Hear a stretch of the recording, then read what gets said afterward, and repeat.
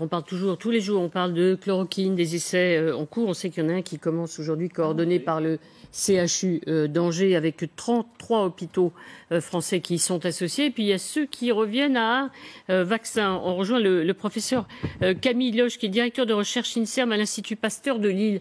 Le BCG. Alors ça nous renvoie pour certains, à beaucoup aux jeunesses, à notre enfance, on va le dire. Voilà, le BCG. Alors, c'est une piste, professeur? Oui, bonjour. Bien, c'est une piste éventuellement, en effet. Et là, on se base sur les capacités du BCG à protéger contre les maladies respiratoires autres que tuberculose. Ça a été montré pour d'autres maladies que le Covid, bien sûr. Ça a été montré notamment pour la grippe, dans un certain nombre d'études épidémiologiques, mais également dans les études expérimentales. Donc on pense qu'il y a peut-être un espoir là pour le Covid aussi. Est-ce que vous le testez vraiment? Est-ce qu'il y a des essais cliniques qui sont faits sur des patients? Comment vous testez au fond cette idée? Donc aujourd'hui, il y a toute une série d'essais qui se font dans plusieurs pays dans le monde, plusieurs pays en Europe, y compris, j'espère, la France, quelque chose qu'on essaie de mettre en place. Un grand essai clinique qui se fait actuellement en Australie. Et l'idée, là, c'est de faire vraiment une étude contrôlée par placebo. Ça veut dire que la moitié des sujets qui rentrent dans l'étude vont recevoir le BCG et l'autre moitié va recevoir le placebo. Et à la fin de l'étude, on va essayer de voir si ceux qui ont reçu le BCG sont moins souvent malades ou moins gravement malades que ceux qui ont eu le placebo. C'est-à-dire qu'à quel moment vous utilisez le vaccin? C'est-à-dire qu'au tout début de la maladie? Donc l'idée, là, ce serait en effet de l'utiliser plutôt au début, voire même avant que les personnes soient infectées, pour voir si le BCG prévient dans une certaine mesure l'infection et si malgré tout les personnes sont déjà infectées, pour voir s'il atténue néanmoins la pathologie.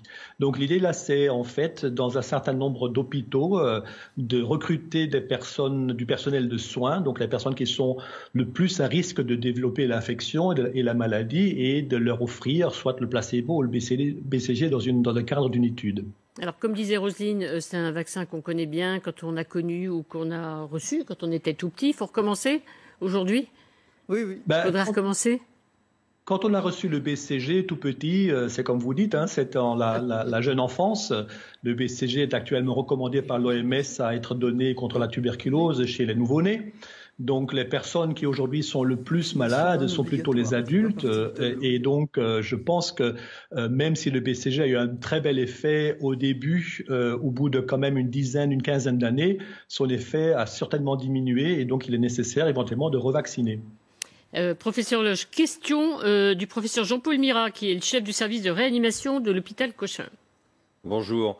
Donc, Bonjour. J'ai bien compris que c'était pour éviter l'apparition de la maladie. Donc, c'est pour des sujets, on va dire, sains, initialement. Ou bien alors pour éviter chez les patients qui vont développer, de voir la sévérité.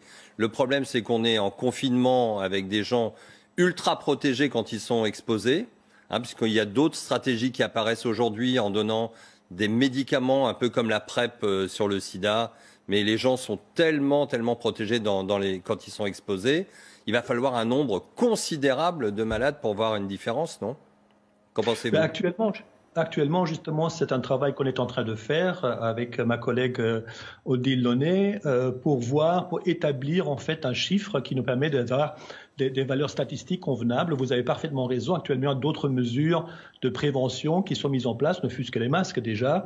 Et donc, peut-être la fréquence d'infection qu'on a actuellement, et je l'espère d'ailleurs, va diminuer dans les semaines qui viennent. C'est pour ça que cette étude est une étude à grande échelle dans plusieurs pays étrangers et on essaie tous se coordonner avec le même type de protocole, avec le même type de vaccin, parce qu'il y a plusieurs BCG différents, et aussi avec le même type de placebo. Et donc, on espère quand même d'avoir des chiffres suffisamment important pour avoir une valeur statistique.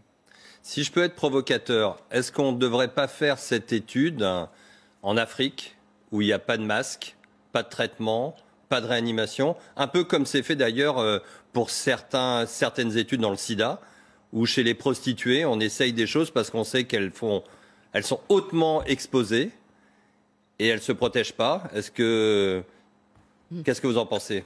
Alors vous avez raison, et d'ailleurs on est en train de réfléchir en parallèle à une étude en Afrique justement pour faire ce même type d'approche avec le BCG, un placebo. Je pense qu'il y a un appel d'offres qui est sorti, il va sortir, et je pense qu'on va en effet sérieusement réfléchir à ça aussi. Ça n'empêche pas qu'en parallèle on puisse réfléchir à une étude aussi en Europe et en Australie. Bien sûr. Merci en tout cas, professeur Loche. Résultat quand? Parce qu'on est tous très impatients de connaître tous les résultats de tous les tests et toutes les expérimentations. Alors ça, évidemment, c'est une bonne question. Ça dépend d'un certain nombre de choses. D'abord, la vitesse avec laquelle on peut mettre en place l'étude, la vitesse avec laquelle on peut avoir suffisamment de personnes à inclure dans l'étude et aussi la vitesse avec laquelle on peut avoir le financement pour le faire. Une fois qu'on a ça, je pense une fois qu'on a démarré l'étude, je pense qu'il faut attendre à peu près 2 ou 3 mois pour avoir les premiers éléments de réponse si le BCG fonctionne en effet très bien dans ce contexte.